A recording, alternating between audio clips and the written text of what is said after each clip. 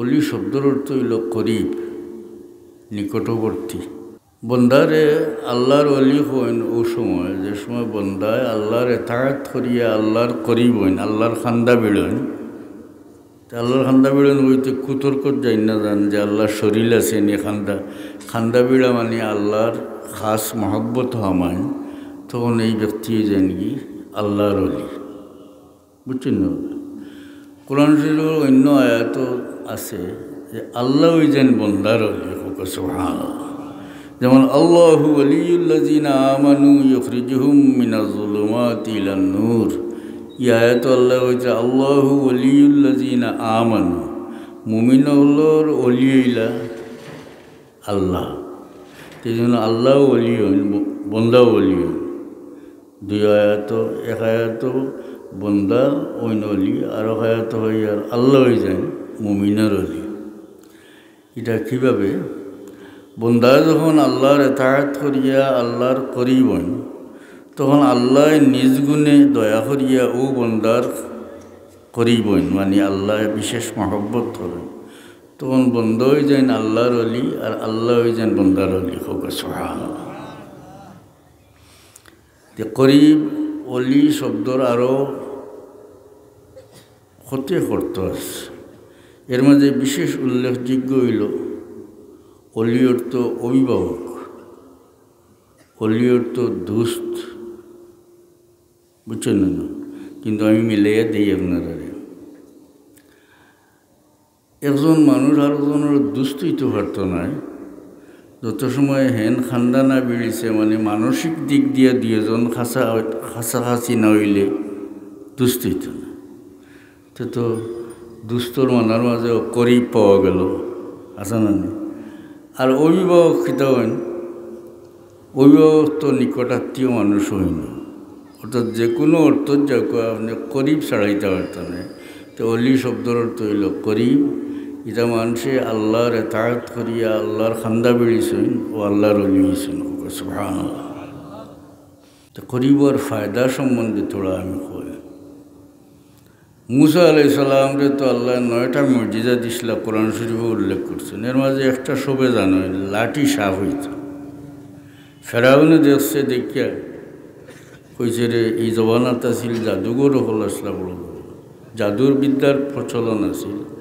তো কইল যে এটা তো মুসা তো জাদুঘর, তে জাদুঘরের মোকাবিলা করতে হইলে তো আরও জাদুঘরের দরকার। কোরআন শরীফ আছে হে জাদুঘর হল জমাইছে, জমানির পরে হেরা কইল বাদশারে ফেরাউনে যে আমরা যদি মুসারে পরাজিত করিলাই তাহলে আমরার কোনো পুরস্কার আছে। তখন কইছিল নাম ইন্নাকুম ইযাল্লা মিনাল মুকাররাবিন। কোরআন শরীফ আল্লাহ উল্লেখ করছে, বলে হ্যাঁ তোমরা পুরস্কার আছে, তোমরা তখন আমার মুকাররব মানে আমার খান্দা বিড়া মানুষগুলোর মাঝে তোমরা হমাই যাবে। বুঝছেন না কথাটা? কইছে না যে রাজত্বরে অংশ দিলাইমু, সোনা দিলাইমু, অত বস্তা। ইটা কোনটা না কইয়া কয় তোমরা আমার খান্দা বেড়িয়েছেন যেটা মানুষ, মানে আমার বিশেষ মহব্বতর যারা মানুষ, এর ভিতরে তোমরা হমাই যাবে। তারা আর কোনো আপত্তি করে না। বুদ্ধিমান বুঝবাইছে যে অত বড় বাদশার খান্দা বেড়ে যায় যদি, হাসানি না রাজত্বরে অংশ দিলে কদিন বাদে আরও কেউ কাড়ি আনতে পারে, সোনার মোহর দিলেও তাও শেষ হয়ে যাব। কিন্তু অত বড় বাদশার খান্দা বেড়ে যেতাম পারি যদি, যে তার দরকার তা পাইমু, এমনকি নিজে সুপারিশ করিয়াও নিজের আত্মীয় স্বজন বন্ধু বান্ধব যারে চাইমু সাহায্য করতাম পাম। আস্তে জীবনের ব্যবস্থা হয়ে যাব। ঠিক নেই না? আর মারছে না তারা। তা খান্দা বিড়ার ফায়দা আসেনি। খান্দা বিড়ার মাঝে উপস্থিত কোনো পুরস্কার পাওয়ার থেকে খান্দা বিড়ার মাঝে ফায়দা বেশ না নি, তারা বুঝছে। আমি ছোটো মোটো উদাহরণ দিয়ে আপনারা বুঝাই। খান্দা বিড়ি লিখিতে হয়, একটা খামলা মানুষ আপনার আসছেন, আপনি বিত্তশালী মানুষ, তে আপনার যে খামলা বেটা তার আদবলে আজবালা কথাবার্তা হইনি এবং আত্মসাৎ করে না, আপনার মালমাতা নিজের মাল্লাহ হেফাজত করিয়ে রাখে ইত্যাদি কারণে আপনি তারা খান্দা বিড়াইছেন। খান্দা বিড়া মানে মায়া করছেন, মায়া থামাই গেছে। এগুলি আপনি তার বেতন 5,000 টাকা, কিন্তু এই বেতনের বাইরে তারে কতটা আপনি দেন আসা না। একসময় ফরিয়াবা তোর গোর কিলা লিজি নাই তো বাসর খুঁটা আর ওলা বলে আচ্ছা, তো আপনি দলাল মানে না দিলেও কংক্রিটের খুঁটা উটা দিয়ে ঠিনুন লাগাইয়া তার গোর শীতের দিন আইলে তার বুড়া মাল লাগিয়া ফুয়ায় ফাটাইছিল লন্ডন থেকে আমেরিকাতে দামি সোয়েটার আপনার কতটা হয়ে গেছে, ওটা দিন। তার মার এক শাড়ি দিন, তার বাপরে লুঙ্গি দিন, সোয়েটার দিন, কতটা দিচ্ছেন, গৌর বানিয়ে দিচ্ছে। তো বড় শেষে হিসাব হওয়ার সময় কই নেওয়া তোরে তো আমি যে দামি 50 পাউন্ডের সোয়েটার দিচ্ছি, গৌর বানিয়ে দিছি, এটা হিসাবও আনয়নি, মাত্র আবার হিসাবও আনয়নি। ইতার বেতন থেকে কত বাড়িয়া কতটায় ভাইয়া গেল কি কিতার কারণে করি বইছিল, মহব্বতও আমাইছিল। এটা সব মহব্বতের দাম। এখন যেটা মানুষ আল্লাহর করি হয়, এরা আল্লাহর রাজত্ব কীরকম তসরুফ করতে পারবো, কিতা ফাইব, এটার কোনো সীমা পরিসীমা আসেনি। হ্যাঁ, কেরামত লইয়া যে একটা আশা আসে করেন, বুঝছেন ওটা কেরামত যে গোঠে এটা আল্লাহ গোটায়, কিন্তু আপনি কইলে গোটে না, সাদুল্লাহ সাহেব কইলে গটি যায়,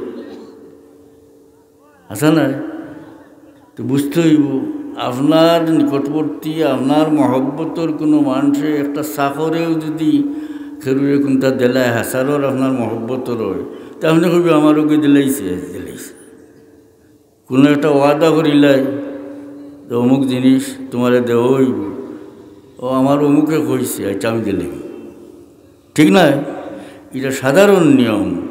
এখন আল্লাহর করিব, আল্লাহ যেটা মানুষের গছি লইছেন, বিশেষভাবে মহব্বত করছেন, এরা এই জগত কোনো ঘটনা গোটাই না আল্লাহ, কিন্তু এরার খাতিরে ঘটে, ওটা হইল কেরামত। সুবহানাল্লাহ, আচ্ছা নাই, বুঝছেন না কথাটা? ওটাও কেরামত। কত জাত কথাবার্তা শুনবা। এবং প্রকৃত অলি আল্লাহর বিরোধী একটা মানুষ আছেন, জানেন তো, হাসারোর অলি আল্লাহ। আমি তো গাঞ্জাইতে তো আলগাই লিছি, আলগা হেরার লগে তো আমরা কোনো সম্পর্ক নাই, আমরাও নমাজি মানুষ।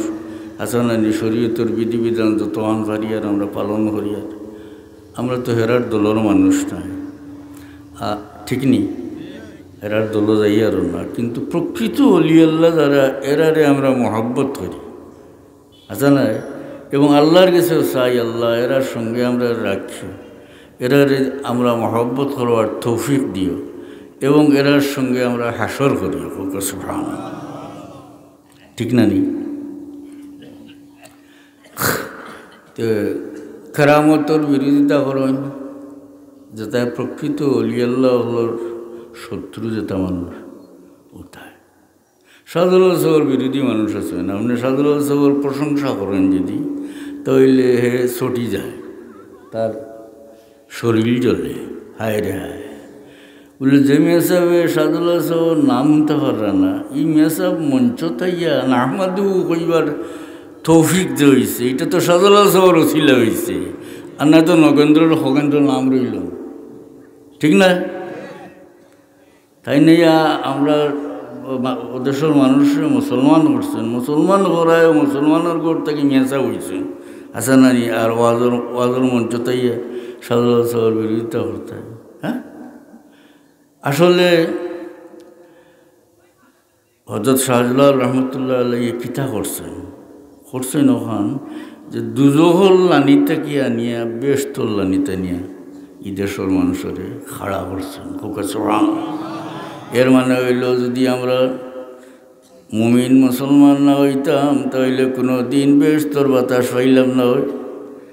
কিন্তু মুমিন মুসলমান যত বড় গুনাহগার হোক, দুনিয়া থেকে ঈমান লইয়া গেলে একসময় নবীর সহায়তে দুজখ থেকে নাজাত হইয়া বেশত আইব। এর মানে হইল একজন মানুষ মুমিন হওয়া, এর মানে হইল বেশত মানুষের লানিতে উপস্থিত হওয়া, ঠিক না? আল্লাহ সাদুল্লাহ সবর দরজা বলুন করুক, আমিন। তার সঙ্গী সাথী তামাম আউলিয়া আল্লাহর দরজা